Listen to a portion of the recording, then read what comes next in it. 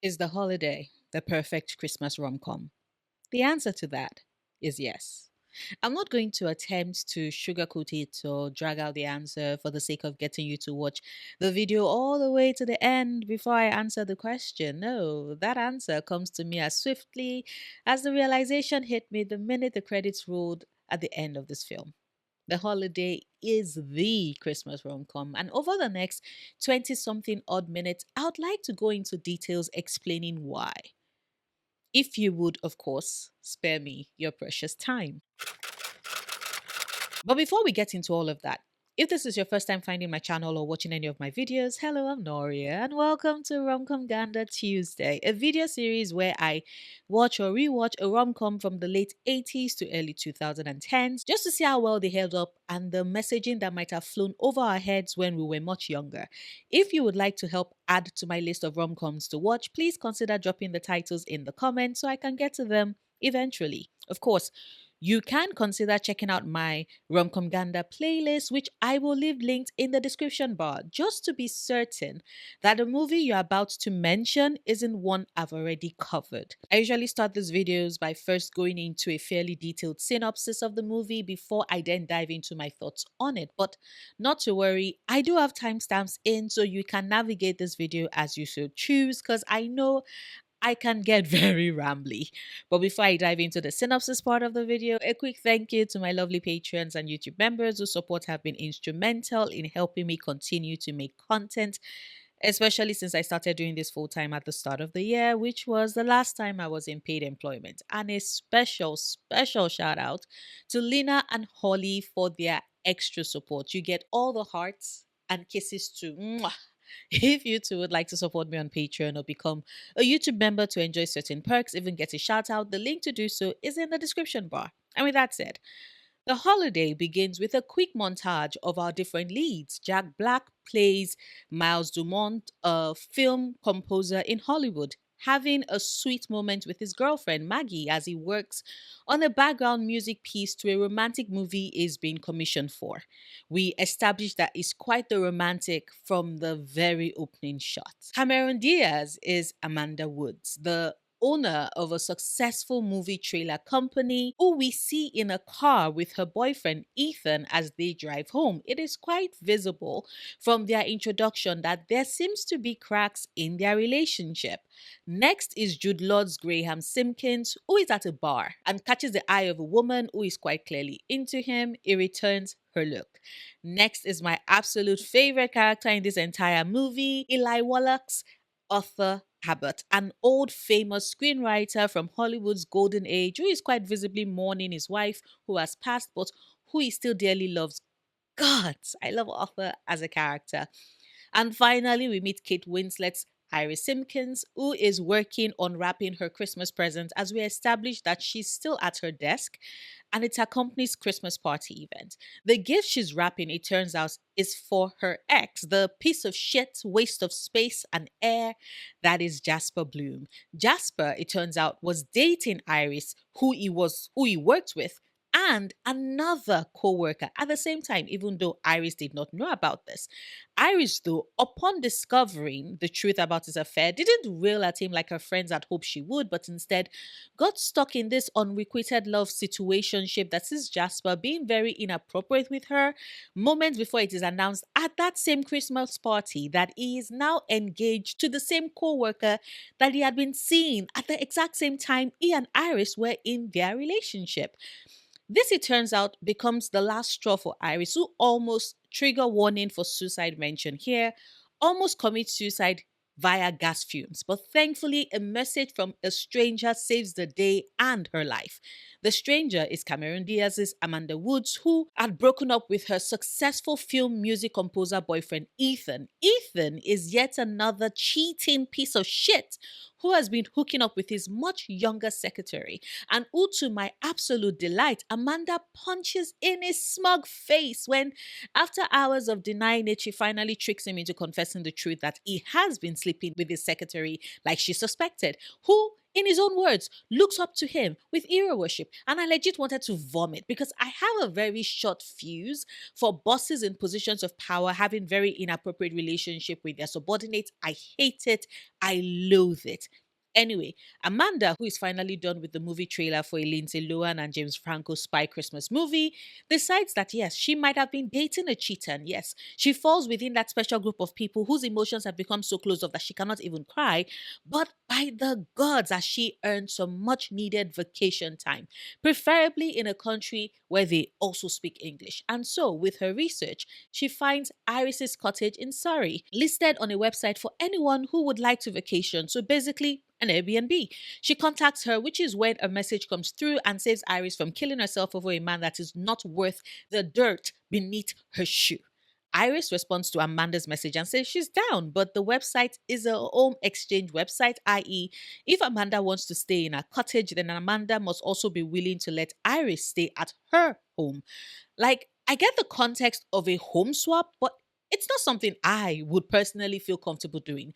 Just because the thought of someone else being in my space whilst I'm not there, sleeping on my sheets, touching my books, my DVDs, my manga, leaving them alone with my cat. Like, I'm sorry, but no.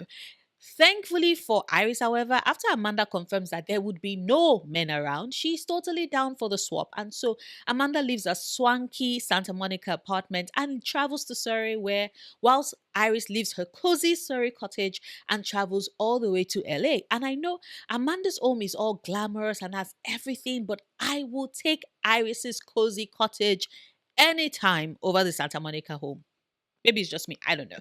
But only if I get to keep Arthur as my neighbor actually, because that man is the best part of this entire movie. And this movie has so much going for it already.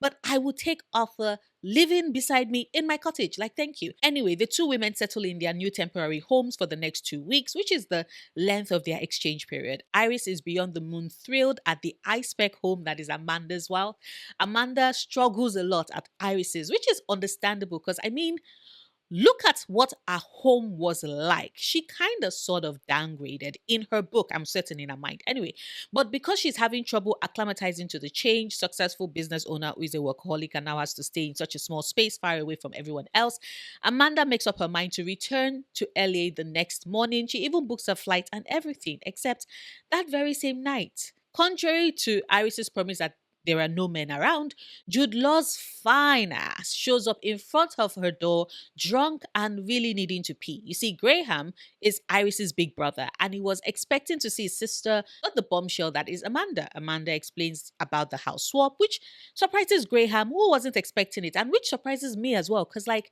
what do you mean Iris just up and left and didn't even tell her family anything? Like, girl, what if you were kidnapped or murdered or tossed into jail? No one would know anything. I swear it's a Christmas miracle that nothing terrible happened to this woman. Anyway, Graham explains to Amanda that usually when he spends time at the bar and is too drunk to drive, Iris will put him up for the night so he can head home when he's sober the next morning. Amanda is like, sure thing. And somewhere mid conversation, Graham kisses her. Amanda responds by suggesting that they have sex since he's hot, which had my brain going two ways, let me tell you. Because on one hand, I was screaming, get it, girl. But on the other hand, my brain was like, but what if he's a serial killer? What if he's lying to you? You did not even get confirmation from Iris that that really is her brother. Thankfully, he was not a serial killer, and after a great night together, they both go their separate ways, with Amanda initially planning on returning home that morning as planned. But she ends up changing her mind and staying so she can continue to see Graham, a situation that makes Graham very, very happy. Meanwhile, over in LA, specifically Santa Monica, Iris is familiarizing herself with Amanda's home and is having a blast. She also meets Miles, who it turns out also knows Amanda and is a colleague of Amanda's ex. Ethan, matter of fact, his first meeting with Iris is when he shows up to help Ethan grab his laptop with his girlfriend Maggie in tow, and he's surprised to meet Iris since he hadn't heard word of Amanda's impromptu vacation. Iris also meets Arthur Abbott, Amanda's elderly neighbor who is an Oscar winning screenwriter from Hollywood's golden age. Her act of kindness to help him back home after he had lost his way creates an avenue for the two of them to bond, and Arthur quickly becomes someone that Amanda confides in and considers a friend. After she tells him about the shit stain that is Jasper Bloom, Arthur gives her a list of classic films with strong female characters with the hope that she will step out of the role of the best friend and become the leading lady in her own life. Iris, meanwhile, encourages Arthur to accept the request that had been sent to him several times, expressing the Writers Guild of America's desire to honor him for his life's work. Arthur has always turned them down as he uses a walker and doesn't want to appear weak in the space in public. Plus, he's convinced that no one would even be interested in seeing him take the stage. But Iris convinces him that she's willing to help make him stronger with an exercise program fitted for his age and his mobility issues. And what then follows is an absolutely beautiful depiction of a friendship between this 90-year-old man and this young woman who, because of the presence of the other person in their lives, find their fire again. It is just remarkable. Over in Surrey, Amanda and Graham continue to grow closer, and while she initially wants to draw away from him, considering that there is a deadline for her holiday stay and she would be leaving soon, she eventually decides to take the plunge, draw even closer to Graham by showing up at his home unannounced. She initially believes that he has a woman with him and is surprised when instead the door opens to reveal that Graham has two young daughters, Sophie and Olivia, who, with the many times they had called and texted Graham when he was at her place, Amanda had thought were women Graham was seeing whilst he was seeing her too. Sophie and Olivia bond with Amanda, excited to have her in their home, and Graham admits to her that he's a widower and that the reason why he hadn't told her initially was because, as a single working father who wears many hats with his daughters, he had found that the best way to handle everything was by compartmentalizing, creating little pockets of moments for himself just to simply be. It was also his way of protecting the girls so that they don't get attached to a new partner of his who isn't ready for the commitment that a family would bring. Leading up to the WGA's gala in honor of Arthur's work, both Iris and Miles help him to prepare, with Miles even deciding to compose a song that would play when Arthur is going up the podium to give his speech. And in the midst of all of this, whilst Iris and Miles are also becoming good friends, Miles discovers that his girlfriend Maggie, who he thought was filming in another country, was actually in LA all along and had been having an affair, and decided to leave Miles for the person she's been cheating on him with all this while. But on the day of the gala, just before Iris and Miles head over to go be with Arthur, Maggie shows up to beg Miles to take her back. At the same time, shit-stained Jasper Bloom also shows up in LA to meet Iris. Turns out that after a shock at her having traveled out of the country to get away from his ass, this fucking piece of shit leech didn't quite want to let her go and had sent her a couple of pages of the novel he was writing so that she can do what she's always done, which is read through and share her thoughts on it. But between her friendship with Arthur and Miles, Iris forgot to do that, and so the dunderhead shows up at Amanda's house with the hope of trying to spin Iris back into his web. And for a moment, it looks like he is succeeding, but all the movies that Arthur had been recommending to Iris to watch finally paid off as she finds the backbone to realize her own worth and kick utter shite Jasper Bloom to the curb, and everyone cheered. At the gala, just as Arthur is about to head up the podium, the special soundtrack that Miles had made for him starts playing as an accompaniment to him climbing the stage, and Miles comes running to take his seat beside Iris. He informs her that he broke up with Maggie for good and that they are done, and then proceeds to ask Iris out for New Year's Eve. When she tells him that she will be back in England by then, he offers to fly over so that they can spend New Year's Eve together, and Iris accepts and they kiss. Meanwhile, Amanda is making plans to return to LA, and Graham confesses that he is in love with her.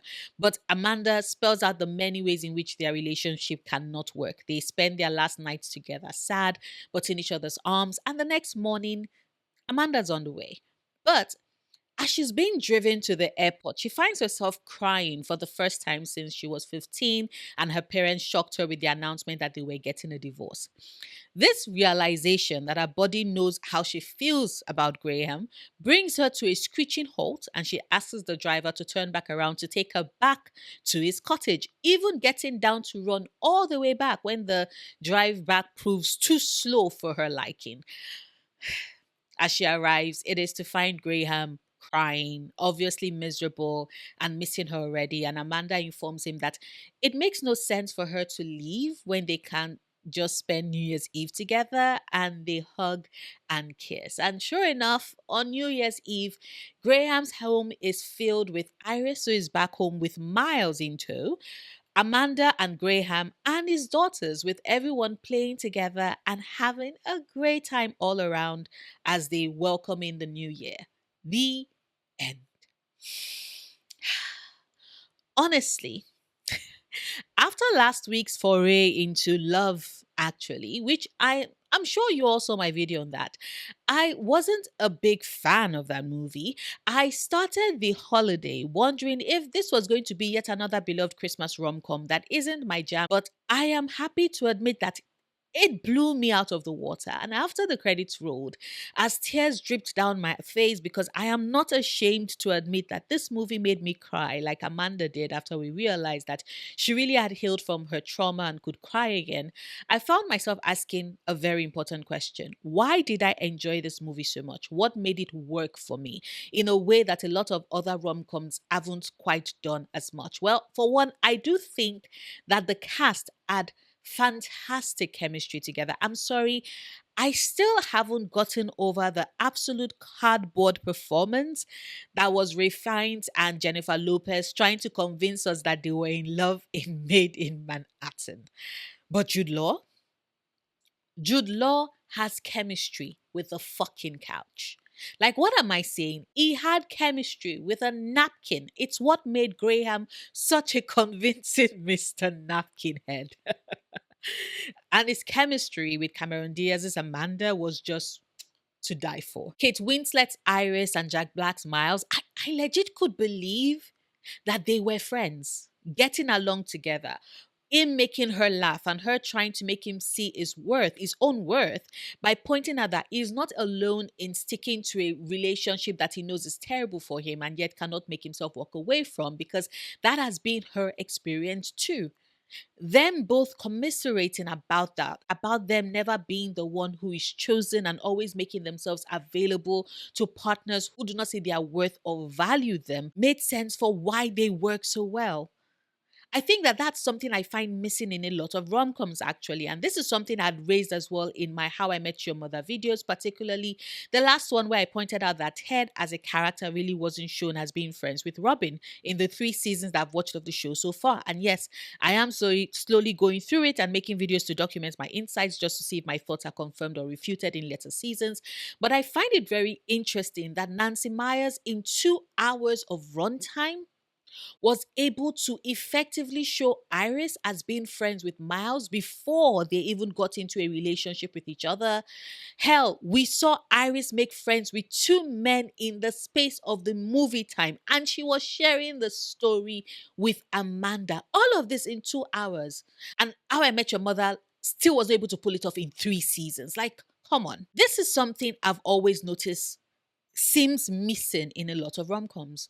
This belief that it is unnecessary to establish these characters, these couples, as liking each other outside of the romance, and instead we just head straight to the flirting and the dating and the kissing and the drama, which I enjoy, don't get me wrong. But, and I know some people had a problem with Jack Black being cast as a romantic lead in this film because they didn't think it quite fit the vibes and pulled it off quite well. Hell, even Jack Black himself admitted his apprehension when Nancy Myers reached out to him to tell him that she thought it was perfect for Miles, given that adorable energy that she was going for. But that casting was perfect because it made us believe that friendship with Kate Winslet's Iris. But I don't think it's even more than that. I think it's also because of the vulnerability. We live in an era where toxic masculinity has convinced so many men to have a stiff upper lip, to not give in to their emotions, to be stoic in a way that that screams machismo. And so to have Miles be contrary to that was a breath of fresh air. Here is a man who loves music, who loses himself in it, and is goofy as he talks about the different soundtracks to movies he loves and tells Iris that this is what she would sound like as a melody because he used only the good notes for her. Like, that is romantic and swoon worthy. But also, exceptionally kind. The men in the holiday are exceptionally kind. And that gets to me because it really does make me believe in the goodness of the world. And isn't that what we want to feel at Christmas time during the holidays? And it's not just Miles, Graham as well, with his own version, his own softness and vulnerability. When Amanda admits to him that she's never cried since her parents' divorce, and he tells her that she never cries, and yet he always cries. I waved it off as him just trying to comfort her in that scene, but he legit was telling the truth. When she makes it back to his home after he thought she had left, she found him devastated, not attempting to hide the fact that he had been crying. He had been crying because he met a great girl and had a swell time in 2 weeks and fell in love with her. And his heart broke that this incredible woman would never be in his life again. And he responds not by being destructive or closing off, but by letting the tears fall, all the whilst looking like Jude Law. I mean, come on, I'm only human. That shit got me in the gut. But it's not just the vulnerability of the men in this film that made me get all the feels, but it's also the women as well. I really, really appreciate the way this film explored Amanda's trauma and what was keeping her from accessing the part of herself that grieves after she locked it away at 15. Because I think it's easy to just read that scene of her in the car on her way to the airport when she starts crying as being only about her feelings for Graham, having thawed her heart. But I think it's more than that. Maybe this is a coincidence, but you all know how I love to read meaning into everything. And I find it very interesting that when Amanda was explaining her family situation to Graham, she told him that as an only child, she and her parents were the three musketeers. And so she was blindsided when they informed her of the divorce because just as easily as that, they weren't the three musketeers anymore. Their family was fractured, and in that moment, so was her heart. And I don't know about you, but having Olivia referred to herself, her sister, and Graham, her father, as the three musketeers to Amanda didn't feel like a coincidence to me. I think that that was the moment when Amanda's heart began to heal. The realization that whilst her parents might have just given up without thinking about her own well being and what works best for her, because the way in which she explains their split, it felt less like her parents walked away from their marriage to each other, but it also seemed like they had grown distant from her as well. They stopped being the three musketeers. And then you have Graham and his girls, who, after the death of his wife slash their mother, they forged a bond out of that tragedy and became their own special band, the Three Musketeers. To me, it seemed like an interesting way to highlight the fact that an effort could have been made to still create bits of shenanigans and build their closeness as a family, even post separation, that Amanda's parents didn't pursue. Whilst Graham is able to do so with his girls, even with his wife and their mother no longer being around. The onus was not on her, Amanda, to bear that burden. It was meant to be on her parents to make that effort, to make that effort. And it seemed like that was something that Amanda needed to hear because that was something that deep down in her, she wanted then and still wants now to be a part of that. And she got to have that for the period of her holiday, something that she never got to have with her fucking ass ex, Ethan. Like maybe I'm just reaching, but I do think that everything, not just Graham's love for her, but his love for his daughters as well, and how he made the conscientious choice to actively be involved in their lives and provide them with the bits of whimsy that they should have as kids. I think all of that is what contributed to Amanda falling for him. It made it believable to me.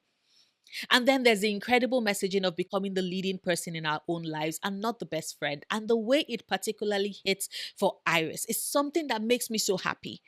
When we start the film, she's stuck in this unrequited love that she has for her shit stain of an ex, Jasper Bloom, who had cheated on her with a coworker and basically found a way to weaponize her feelings for him so he can gain access to her emotional labor without any effort whatsoever. Just a dangling of the promise of love. What an utter jackass. At the start of the movie, I kept screaming, "Kick him to the curb, Iris," at my TV because God's everything to do with how pig headed Jasper was treating her was so infuriating to me, especially when juxtaposed against Amanda, who had broken up with Ethan and punched him in the nose as well. But then I could see that these two women had to go on separate emotional journeys that were tied by the fact that, yes, they needed to discover their own worth and unlearn the poison that their different ex partners had spewed into their ears that had in turn diminished their self confidence. Like Amanda hid hers well, but it was still there and was mostly tied to her inability to cry and the infuriating way Ethan had talked about her when they had sex. With Iris, however, it was about not letting Jasper continue to treat her as disposable when she's the one in full control of her life with the agency to kick him to the curb. And watching her slowly come to that realization and the scene where she does kick Jasper, irritating bug-eyed face out of the house, had me cheering at 2 a.m. in the morning that I'm fairly certain I woke my neighbors up. And the fact that she gets to that point due to a friendship with an old man in his 90s to whom she offers companionship and with whom she becomes a friend and a support and a cheerleader makes me so damn happy. I am sorry, but I think the MVP of this entire movie is Arthur Abbott. Eli Wallach killed it in this role, and I'm still shocked that he filmed this at 90. I was proud of the man. I really do have a fondness for movies that bring in older characters who get to share their wisdom with younger ones. But what I particularly liked about his interaction with Iris is that after he identified what the problem was, she was acting like the best friend when she's the leading lady. He didn't proceed to browbeat her with that information. He said his bit and then recommended movies with strong female characters for her to enjoy because movies is how they first started talking and how they connected and was the basis of their friendship. Something he knows she would appreciate and understand as a fellow writer. And he used those recommendations to basically train her into seeing her own worth, to wanting to be as strong and confident and sassy as these heroines in movies. And I don't know about you, but that got to me. Because as a child, it was in watching strong female characters on screen that allowed myself to have a voice, to believe that said voice deserved to be heard. Evie O'Connell in The Mummy, Oren Ishii in Kill Bill, Shantae Smith in Two Can Play That Game, Riley in Alien. There's a magic in reading a book or watching a movie or a show and discovering a character whose innate strength you want for yourself because you love how it sits on their skin and you wish that you could dwell in your own skin that way as well. It is powerful, a way of conditioning that clearly works with Iris and made me so damn happy to see on screen. Which is a great segue for me to point out that finally, what I really, really love about this film is the fact that it is so clearly a love letter to movies, to every aspect of them, the writing of them, the soundtrack that serves as a background to how they are created, the trailers that serve as how we market them so the right people are able to be paired with the right movies in the most brilliant of ways. It's about how we enjoy movies, why we enjoy them, how they can transform us as people, the beauty and magic they hold. And gods, I love this film. I'm definitely adding it to my yearly roster of Christmas movies that I watch on Christmas Day. After Home Alone 1 and 2, I am definitely slotting in the holiday afterwards. But of course, these are just my thoughts. I would love to hear yours, whether or not you agree with me. Please share them in the comments. Like this video, however, if you've watched this one and haven't done so yet, and enjoyed anything I had to say. Share it so others can find my channel as well. Or you can check out my gaming or ASMR channels if they sound like something you might be interested in. I have them both linked in the description bar. I will see you tomorrow with a new video. Until then, do remember, obsessing over the things you love, perfectly valid coping mechanism.